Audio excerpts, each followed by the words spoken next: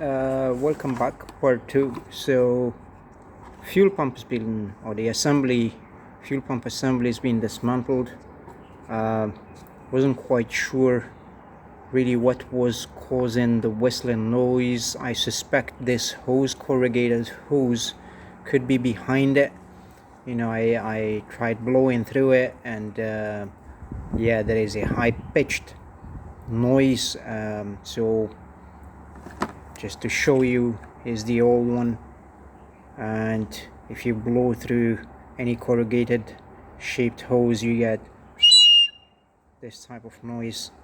So end up removing everything and decided to install a new one. So here's the new pump, aftermarket again. So it just slides from this holder here. In order to get this hose, supply hose, you need to heat it up a bit. So I did that. Of course, you don't work with the flames next to open flames next to a fuel tank, so I did that elsewhere. And so you heat it up and slide it through. It's difficult to get in. It's very tight and snug, so once you heat it, it becomes mealable. It marries the shape of the fuel pump outlet, and then you can slide your ring through and tighten it up properly. So don't forget to do that, obviously.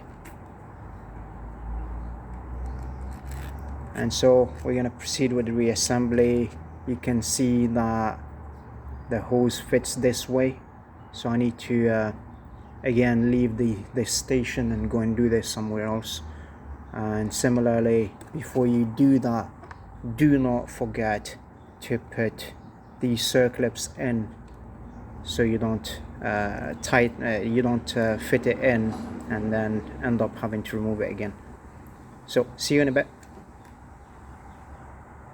Okay, so everything's been fitted nicely, as you can see, and tightened up, double checked.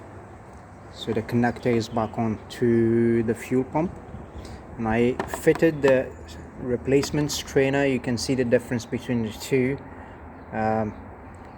Just to be on the safe side, I installed a new one. We'll see what to do with this one, whether it can be cleaned and recycled or not. Word of caution before putting the assembly back together: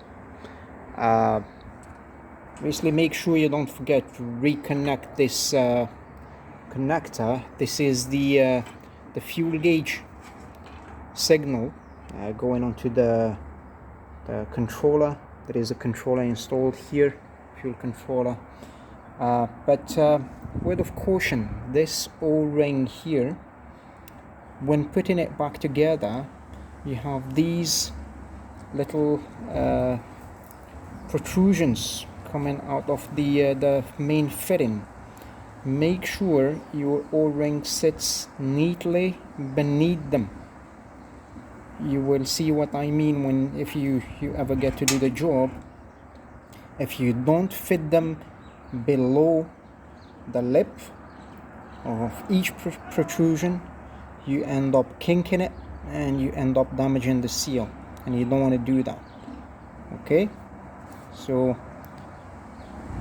good habit is to keep it lubricated from time to time so it doesn't dry off and lose its shape. So now everything is ready to go back together, and the joy of finding the right angle to slide it in. Obviously, be gentle, be careful not to damage anything.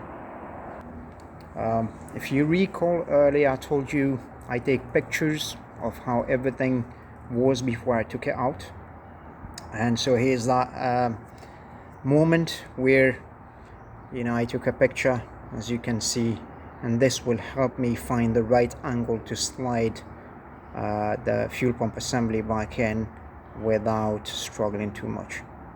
Good luck with yours. Okay, that's basically it. You can see it's back to where the original mark was. So okay, these get bent a little bit. They're made for that, I guess. You know, for now, you know, the only thing I can think of is try to file them a bit, make sure they don't damage anything. But there are plenty others to work with in case I need to redismantle this. Alright, see you in a bit.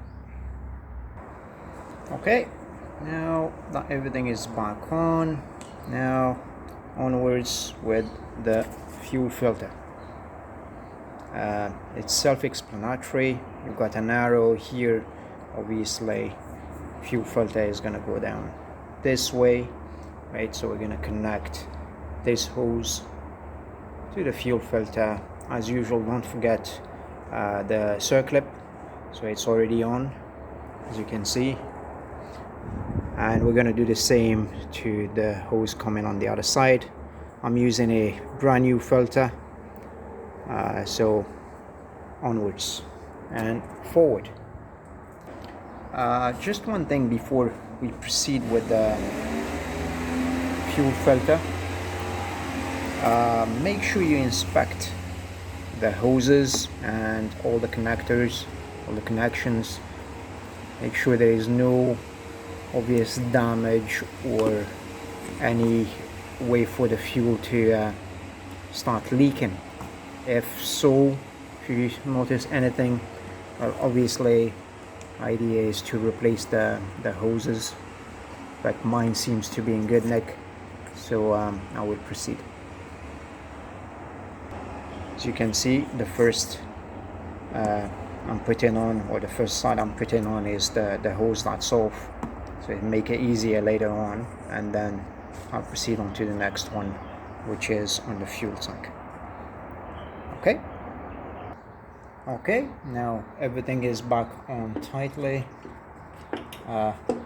Make sure that there are no kinks anywhere, that the hoses are loose and free, especially around the bends here, right? And next we're gonna zip tie the fuel filter. It's pointing in the right direction, so it's always good to check. And yeah, let's do that. Okay, the zip ties are on.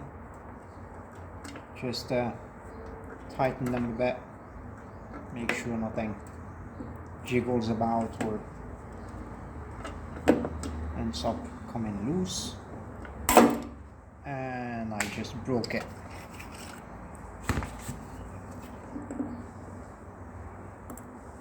Maybe that's one thing not to do, which is to force on it. So no harm done, we'll just replace with another one. Alright, that two, and I think that should be perfect. Try to get them out of the way so they don't touch anything.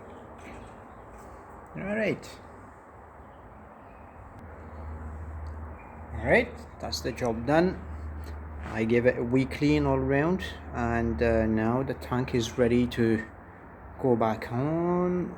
So let's set it up nicely to reconnect, and we'll do the reverse steps. So electrics back on first, and see you in a bit.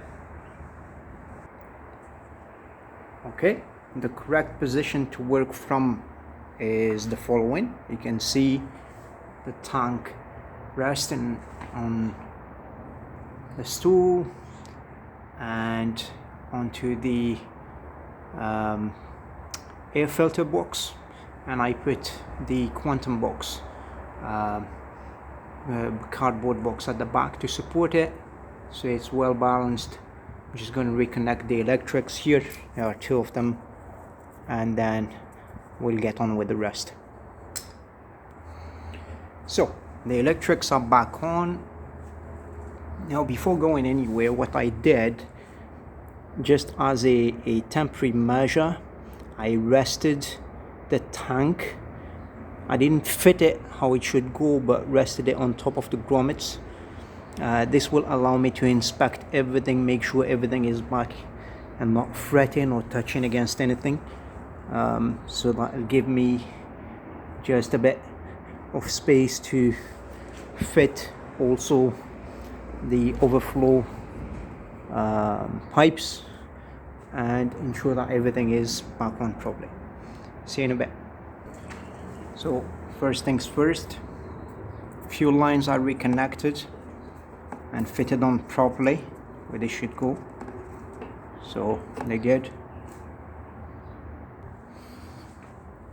Now the fuel tank is sitting properly. See, grommets inserted both sides, overflow pipes fitted properly. There's a wee clip, you need to fit that back on. That's it. And now, as you can see, I've done all this while resting the tank higher. So now we're gonna fit the final bolt on and take it from there. Just before fitting this bolt back onto the tank, this is the final step. I like to put some anti-seize grease on it just in case. This way it remains lubricated and stays in place, but in case I need to remove it, it doesn't get seized in there. So yeah, good practice, I guess. Alright, that's it. Everything is back on. So one final check, make sure everything is back on properly. 2 fuel lines.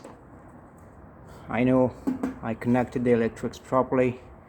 There is some fuel in there, so the bike should start. Let's see how things go. And yeah, let's start it up. All right, test. Let's see.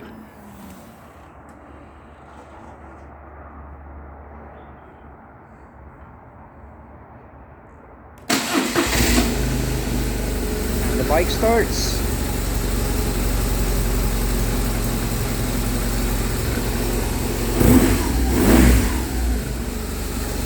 No whistling, no noise. Sounds great.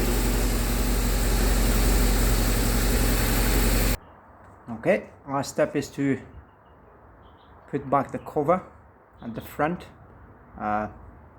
So very quickly, I want to leave it off, and I need to put the seat back on. This should take 2 minutes. Before I forget, also mind to remove the this tape I put, to indicate which pipe should go where. It's up to you if you want to leave it there. I like to leave things neat and tidy. I don't want anything white staying on top of the darkness of the bike. It looks nice as it is. So yeah, back in a minute. That's it, job done. Fit everything back. Let's start it up one more time. I'm going to take it for a test ride.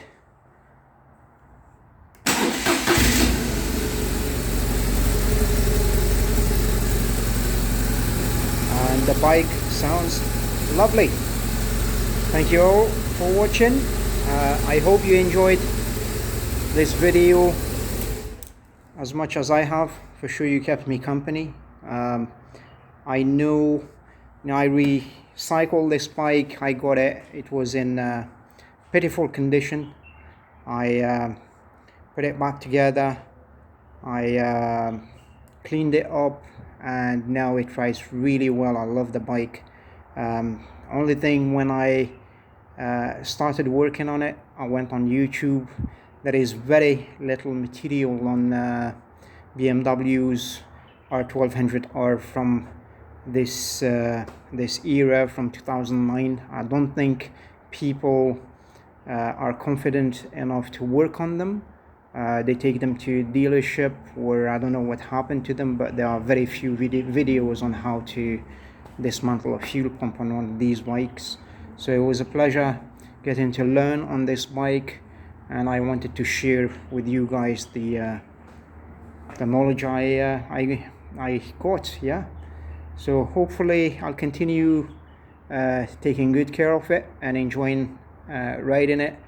Stay safe, and let's hope we meet for another video very soon. Take care.